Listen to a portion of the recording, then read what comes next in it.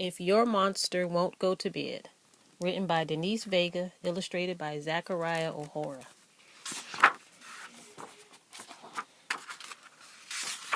Time for bed. Who hates those words more than anything? That's right, your monster. But we all know what happens when a monster doesn't get enough sleep. Massive monster tantrums, refusing to join the sneak up and scare your sister game, and falling asleep in his slug mush.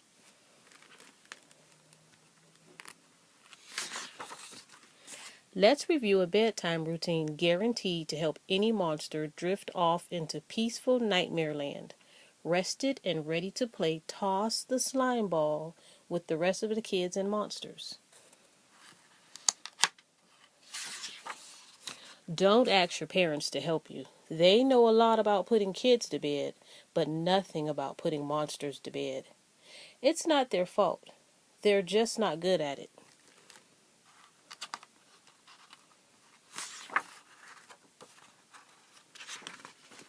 Don't bring in your dog to cuddle. She'll bark and whine and chase your monster's tail, and your monster will growl and snarl and chase your dog's tail, which will lead to a monster meltdown.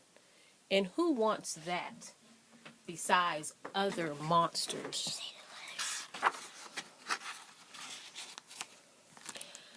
Don't do the monster stomp. You could have did that. Your monster will wiggle his waggle, flick his fur, and clench his claws. And the next thing you know, he'll be shaking his bristly bottom and won't want to stop. And you'll be shaking your unbristly bottom. So it will be a big bottom shaking, waggle wiggling, fur flicking, claw clenching, monster kid stomp, which will last all night. Save the monster stomp for daytime fun.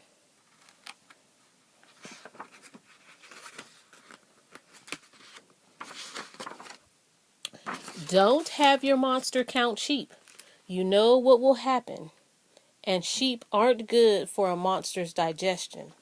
All that wool makes him gassy. This is bad.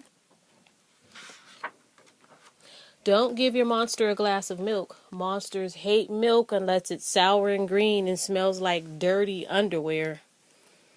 Burp. And if you give them sour green, dirty underwear smelling milk, they'll stay up all night, burping sour green, dirty underwear smelling burps. And who wants that? Besides other you-know-whats. Burp. I know. That's lots of don'ts. So if your monster won't go to bed, what do you do? Honk, bomb, bomb, crash. Step 1. Pour your monster a nice big glass of calming, crunchy, oozy bug juice slimed with ooey gooey snail trails. No monster can resist this. And maybe you can't either. Go ahead, take a sip. Step 2. Give your monster an ice-cold, shiver-inducing bath to relax him, and make sure to scrub behind his ears with mud soap. Step 3. Brush your monster's fangs until they are at their smelly, rotten best, and don't forget to floss. Monster floss, fang paste. Step 4. Help your monster find his favorite squishy, squashy, can't go to bed without it toy. Put all the other monster toys in your parents' bed. They will appreciate your thoughtfulness. Step 5. Read the freakiest, creepiest, scariest story from your bookshelf, screaming where appropriate, and watch your monster's eyelids droop. If your monster asks for one more story, shout, "No way!" and get ready for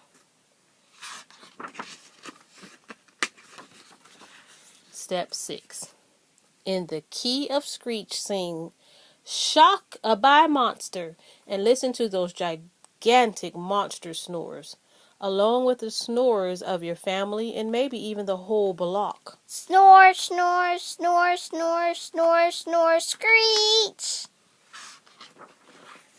Congratulations, you've done it. Your monster has officially gone to bed.